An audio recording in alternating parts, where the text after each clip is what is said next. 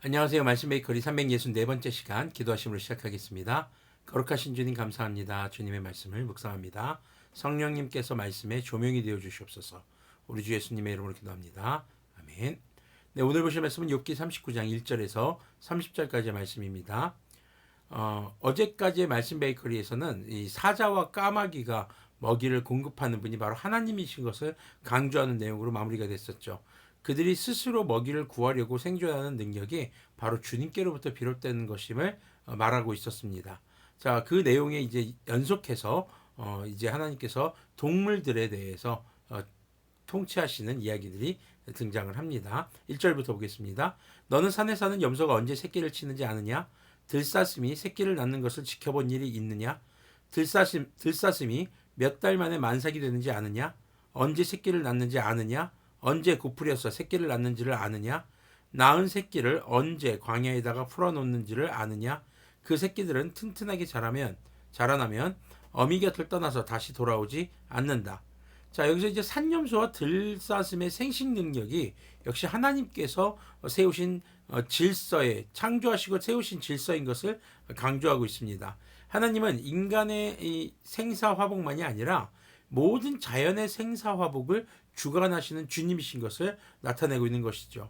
인간이 그것에 대해서 관심을 가지든 안 가지든 하나님의 통치 아래에서 생육하고 번성하는 창조의 질서가 여전히 진행되고 있는 것을 보여주고 있습니다. 5절에서는요.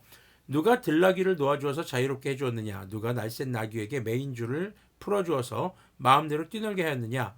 들판을 집으로 삼게 하고 소금기 있는 땅을 살 곳으로 살게 한 것은 바로 나다. 들나귀가 시끄러운 성읍에서 멀리 떨어져 있으므로 아무도 들나귀를 길들이지 못하고 일을 시키지도 못한다. 산은 들나귀가 마음껏 풀을 뜯는 초장이다. 푸른 들나귀가 찾는 먹이다. 들소가 내 일을 거들어주겠느냐? 들소가 내 외양간에서 잠을 자겠느냐? 내가 들소에게 쟁기를 메어주어서 밭을 갈게 할 수 있느냐? 들소들이 내 말을 따라서 밭을 갈겠느냐? 들소가 힘이 센 것은 사실이지만 내가 하기 힘든 일을 들소에게 떠맡길 수 있겠느냐? 들소가 심은 것을 거두어들여서 타작마당에 쌓아줄 것 같으냐? 자, 여기서 이제 들나귀, 들소, 들이라는 단어가 붙죠. 바로 야생동물입니다. 이것은 인간에게 길들여지지 않는 그런 야생동물들을 지금 하나님께서는 묘사하고 있습니다. 그런 야생동물들도 주님의 창조 질서를 따라서 지금 살아가고 있는 것을 강조하고 있는 것이죠. 그래서 동물들에 대한 하나님의 통치가 계속해서 지금 언급이 되고 있습니다. 13절을 보면요. 타조가 날개를 재빠르게 치기는 하지만 황새처럼 날지는 못한다. 타조가 땅바닥에 알을 낳는 것은 흙이 그 알을 따스하게 해주기를 바라기 때문이다. 그러나 그 알이 발을 밟혀서 깨어질 수 있음을 알지 못한다. 들짐승이 그 알을 짓밟을 수도 있음을 알지 못한다. 타조는 알을 거칠게 다루기에 마치 제가 낳은 알이 아닌 것 같이 하고 알을 낳는 일이 헛수고가 되지나 않을까 하고 걱정도 하지 않는다. 이것은 나 하나님이 타조를 어리석은 짐승으로 만들고 지혜를 주지 않았기 때문이다. 그러나 타조가 한번 날개를 치면서 달리기만 하면 말이나 말 탄 사람쯤은 우습게 여긴다. 욥은 대답해 보아라. 말에게 강한 힘을 준 것이 너냐? 그 목에 흩날리는 갈기를 달아준 것이 너냐? 내가 말을 메뚜기처럼 뛰게 만들었느냐? 사람을 두렵게 하는 그 위세당당한 콧소리를 내가 만들어 주었느냐? 앞발굽으로 땅을 마구 파대면서 힘껏 앞으로 나가서 싸운다.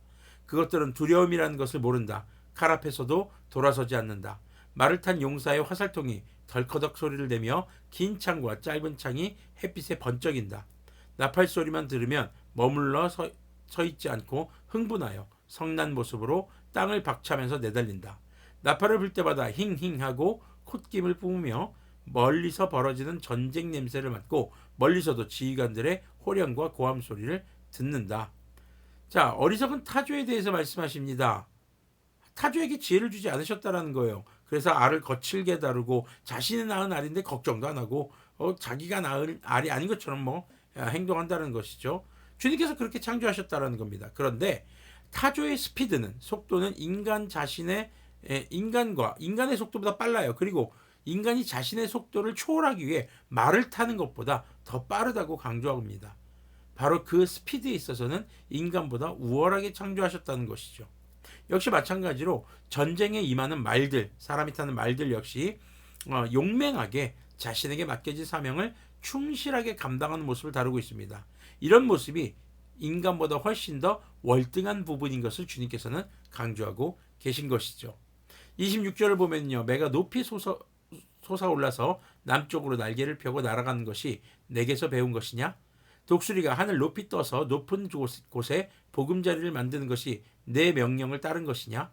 독수리는 바위에 집을 짓고 거기에서 자고 험한 바위와 요새 위에 살면서 거기에서 먹이를 살핀다. 그의 눈은 멀리서도 먹이를 알아보며 독수리 새끼는 피를 빨아먹고 산다. 주검이 있는 곳에 독수리가 있다. 자, 매와 독수리가 날개를 펴고 날아가는 것, 매하고 독수리가 날개를 펴면 굉장히 큽니다. 사람보다 더 커요. 자, 그리고 또 높은 곳에 집을 짓고 멀리 하늘 위에서도 먹이를 발견하는 그런 능력은 역시 주님께서 주신 것임을 강조합니다. 이런 모습이 역시 인간보다 뛰어난 능력을 가지고 있는 것을 강조하고 있죠. 그래서 옛날 사람들, 고대 사람들은요, 이런 짐승들을 신으로 섬기기도 했습니다. 우리보다 뛰어난 능력을 가지고 있었다라는 거죠. 근데 그것이 하나님 보시기에는 좋지 않은 모습이기도 했습니다. 하나님은요, 이처럼 인간의 생사화복만이 아니라 모든 동물, 자연의 생사화복도 주관하시는 분인 것을 강조하고 있습니다. 38장은요, 그래서 모든 창조와 빛과 어둠, 이 기상현상, 그리고 동물들에 대해서 이야기를 하고 있어요. 엘리오는요, 모든 기상현상이 하나님의 징벌과 긍휼이라고 37장 13절에서 언급을 했었죠. 하지만 폭풍이 몰아치는 가운데 응답하시는 하나님의 말씀 가운데서는 이 38장에서는 이 하나님 자연의 창조, 질서, 천재 창조와 그것을 운행하는 질서에 있어서 어떤 도덕적 가치도 담겨 있지 않은 것을 주님께서는 지금 보여주고 계신 겁니다. 자연 현상을 보고 그것이 하나님의 저주와 긍휼이라는 생각은 지극히 인간 중심적인 사고라는 것이죠. 38장에 하나님의 직접적인 이런 말씀은 욥과 그 욥의 주변 사람들이 욥의 고난에 대해서 너무나도 자의적으로 해석하고 있고 주님의 뜻과는 무관하게 자신들의 마음대로 생각하는 모습을 깨닫게 해주는 내용인 것입니다. 점점 인간의 지적 수준이 발달하고 문명이 발달하면서 마치 자신들이 알고 있는 것이 진리인 것 마냥 인간이 행동할 때가 있습니다. 이것은 교만이라는 것이죠. 하나님은요, 모든 것을 창조하시고 인간에게 소유권을 넘겨주지 않으셨습니다. 생육하고 번성하고 땅에 충만하라는 창세기의 말씀은 주님께서 창조하신 피조물과 또 주님께서 세우신 질서를 잘 유지하고 지키라는 바로 청지기, 즉 관리자의 사명을 주신 것이죠. 그것은 인간 역시 하나님의 피조물의 일부인데 주님께서 창조하신 피조물들을 보고 그 질서들을 보고 자신만의 지식에 취해서 하나님에 대해 평가하고 왈가왈부하는 것을, 그것은 정말 교만한 것이라는 것을 기억하게 하는 그런 말씀인 것입니다. 그래서 오늘 말씀 제목이 내 거인 듯 내 거 아닌, 인간은 모든 자연 만물에 대해서 자신의 것이라고 생각하는 착각을 하는 것은 아닌지도 모르겠습니다. 그리고 그리스도인들 역시 자연 현상에 일어나는 것들을 보면서 그것이 마치 하나님의 뜻인 것 마냥 착각하는 경우는 없는지 우리가 한 번쯤 돌아보아야 하겠습니다. 함께 기도하겠습니다. 거룩하신 하나님 감사합니다.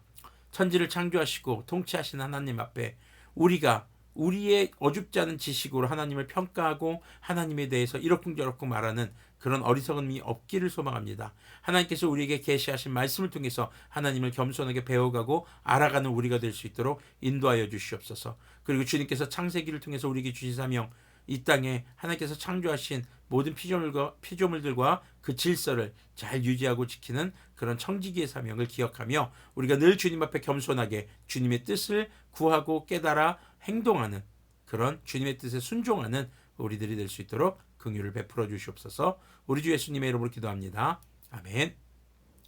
네, 그리스도인의 가장 중요한 성품은 겸손입니다. 우리가 자연을 통해서, 성경을 통해서 하나님이 얼마나 위대하신가, 그리고 하나님의 창조와 통치의 질서를 바라보며 우리의 가치 판단으로 그것을 오해하는 일이 없기를 소망합니다.